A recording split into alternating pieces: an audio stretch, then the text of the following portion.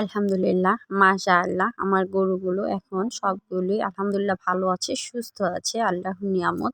আর এই বকনাগুলোকে আমি দানাদার কিন্তু আলাদাভাবে দেই এগুলো। আসসালামু আলাইকুম ওয়া রাহমাতুল্লাহি ওয়া বারাকাতুহু। আমার এই বকনা বা যেই গাভীটি আছে এদের জন্য আমি আলাদাভাবে এই দানাদারগুলো তৈরি করি বা বিভিন্ন ধরনের খাবার একসাথে এনে আমার বাসায় এনে সবগুলো আমি নিজেই মিক্সচার করি। এই মিক্সচার খাবারটা পুষ্টিসম্মত। আর এইদিকে কিন্তু রাস্তার মধ্যে একটা হাতি আসছে শুনছি, তো শুনেই আমি আমার মেয়েকে নিয়ে একটু বের হলাম এর ভিতরে কাজের মাঝেই। তো হাতিটা কিন্তু চলে এসেছে, এই যে অনেক বড় হাতি, আর আমার মেয়েকে নিয়ে এই জন্যই বের হয়েছে, কারণ ওকে নিয়ে যেহেতু আমি বের হওয়ার সময় পাই না বা ওকে যেই সময়টা দেওয়া সেটা আমি দিতে পারি না কাজের জন্য। তো ওই জন্য আসলে যা দেখি আশেপাশে তাই দেখি। আর হাতিটাও কিন্তু মাশাআল্লাহ অনেক কিউট ছিল। তো আমার মেয়েও অনেক খুশি হয়ে গেছে যে হঠাৎ করে এত বড় একটা হাতি দেখতে পেরেছে। আর এই যে এদিকে আমি অল্প কিছু ঘাস নিয়ে এসেছি। আসলে এখন ঘাস আনা হয়নি, এই ঘাসগুলো দেখে আসলে লোভ সামলাতে পারিনি একাই। আমি মানে এমনিতে গিয়েই হুট করে এই ঘাসগুলো নিয়ে এসেছি, অনেক সুন্দর বড় বড়।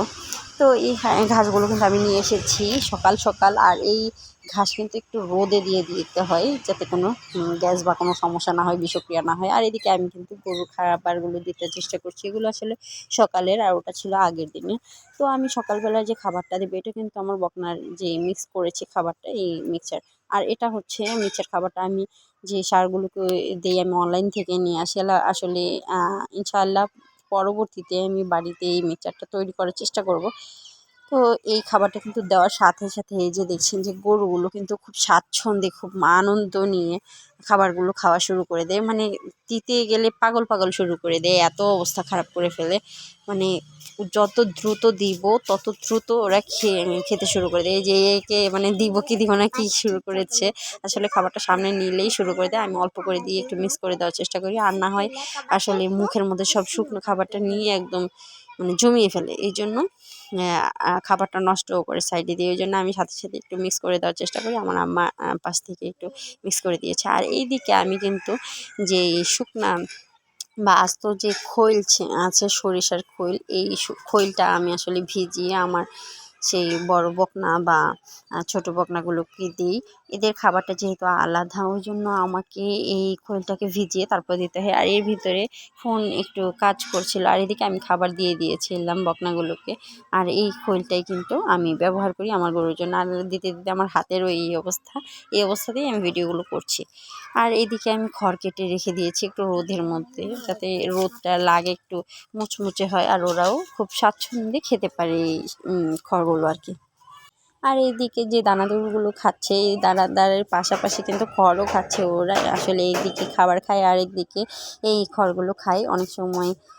এই যে এইদিকে কিন্তু আমি খড় ভিজিয়েও দিয়েছি একে, যেহেতু মানে দুই ধরনেরই দিয়েছি, যে যেটা খায় বা যেই সময় যেটা খেতে ইচ্ছে আর কি।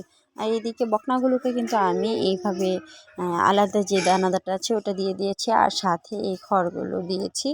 এদিকে একেও দিয়ে দিয়েছি। এর এদিকে অনেকটা অন্ধকার, যেহেতু কর্নারে, আর ওর গায়ের রঙও একটু কালো, ওই জন্য আসলে এই দিকটা বোঝা যায় না। আসলে সেই রকম অন্ধকার না, মানে ক্যামেরার জন্য দিকটা অন্ধকার আর কি। আর এদিকে রোদ পড়ে গেছে। এই হচ্ছে আমার ষাঁড়গুলো, গরুগুলো। এদেরকে যে ভিজিয়ে দিচ্ছি, একে ভিজিয়ে দিয়েছি। আসলে এই খড়গুলো ফেলে দেয়, এর হচ্ছে চরম সমস্যাই, মানে মাথার উপরে দিয়ে ঢিসু দিয়ে একদম সব ফেলে দিয়ে অবস্থা খারাপ করে ফেলে। তো এদেরকে আসলে আমি একটু করে খাবারটা আসলে বাড়িয়ে দিয়েছি। আর এরা যেরকম খাচ্ছিল আগে যে পরিমাণে, এখনও ঠিক সেই পরিমাণেই দিচ্ছে। আর এদেরকে এই কারণেই বাড়িয়ে দিচ্ছি, কারণ এদেরকে আসলে আমি আর এখন রাখবো না, আসলে আমার খরচটা বেড়ে যাচ্ছে এই জন্য। আর এদিকে একে একটু সামান্য খাবার বাড়িয়ে দিচ্ছি, যেহেতু এই প্রেগনেন্ট, একে খাবারগুলি আসলে এই খাবারটাই আমি দিই। এই খাবারটা আসলে ভুসি, মোটা ভুসি, খোল, তারপর সয়াবিন, এগুলো সবগুলো একসাথে মিক্স করে আমি খাবার দিই আর কি। তো এই যে এগুলো খড়গুলো আসলে আমি একটু রোদে দিয়ে দিয়েছি, আর ওগুলো একটু ভিজা ভিজা, ওই জন্য ওগুলোও রোদে দিয়েছি। আর এদিকে আমার মেয়ে কিন্তু এই ওর খেলনা পাতি, এই যে এগুলো বিছানার মধ্যে নিয়ে খেলা করে। আর এদিকে আমার আম্মা আবার এইদিকে খাবার দিয়ে তারপরে আবার গরুর যে গোবরগুলো ওগুলো পরিষ্কার করছে। আসলে খাবারের সাথে সাথে পরিষ্কার না করলে করতে দেয় না, ঢিসু মারে। তো যাই হোক, আল্লাহ হাফিজ।